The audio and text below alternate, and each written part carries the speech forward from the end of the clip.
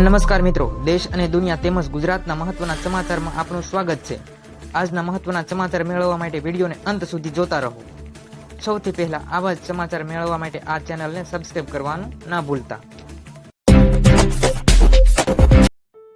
ત્યારબાદ સરકારી યોજના વિશેની માહિતીમાં આગળ વાત કરીએ તો જોઈએ મહત્વના ખેડૂત સહાય સમાચાર વિશે।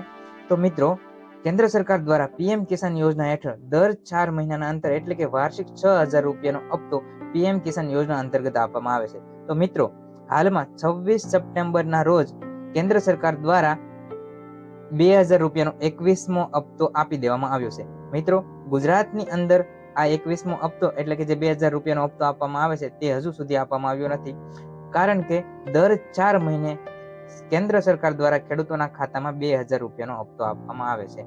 તો મિત્રો, વાર્ષિક 6,000 રૂપિયાની સહાય પીએમ કિસાન યોજના હેઠળ આપવામાં આવે છે। પરંતુ મિત્રો, પંજાબ અને હરિયાણા જેવા પ્રદેશોમાં વધુ વરસાદને કારણે વરસાદ પડ્યો છે, જેના કારણે પાક નાશ પામ્યા છે, પૂર જેવી સ્થિતિ સર્જાય છે। તેના કારણે 26 સપ્ટેમ્બરના રોજ તે રાજ્યોની અંદર 2,000 રૂપિયાનો હપ્તો અગાઉથી આપી દેવામાં આવ્યો છે। પરંતુ વાત કરીએ ગુજરાતની, તો ગુજરાતની અંદર 21મો હપ્તો ક્યારે જમા કરવામાં આવશે તે વિશે થોડી વિગતવાર માહિતી જોઈએ તો મિત્રો, હજુ સુધી કોઈ સત્તાવાર જાહેરાત કરવામાં આવી નથી કે ક્યારે 21મો હપ્તો ખેડૂતોના ખાતામાં જમા થશે।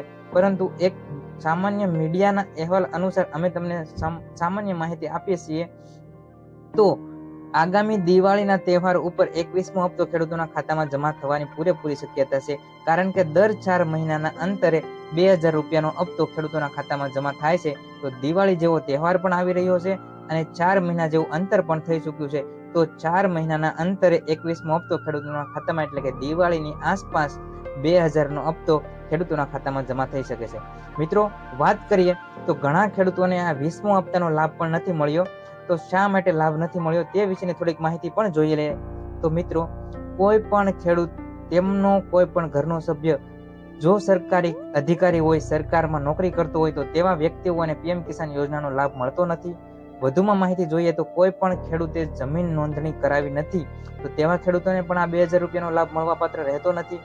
અને વધુમાં વિગતવાર માહિતી જોઈએ તો ઈ-કેવાયસી પ્રક્રિયા કોઈ પણ ખેડૂતે કરાવી નથી, આધાર કાર્ડ સાથે તમને ઈ-કેવાયસી પ્રક્રિયા કરાવી નથી, તો તેવા ખેડૂતોને પણ આ યોજનાનો લાભ મળવાપાત્ર રહેતો નથી। મિત્રો, હજુ દિવાળીના થોડાક દિવસો બાકી છે, તો કોઈ પણ ખેડૂત મિત્રોએ જમીન નોંધણીની પ્રક્રિયા બાકી હોય, ઈ-કેવાયસીની પ્રક્રિયા બાકી હોય, તો તેમણે વહેલી તકે આ પ્રક્રિયા પૂરી કરી લેવી જોઈએ, જેથી આગામી જે 21મો હપ્તો જમા કરવામાં આવે, જેથી તેવા ખેડૂતોને તે યોજનાનો લાભ મળવાપાત્ર રહે।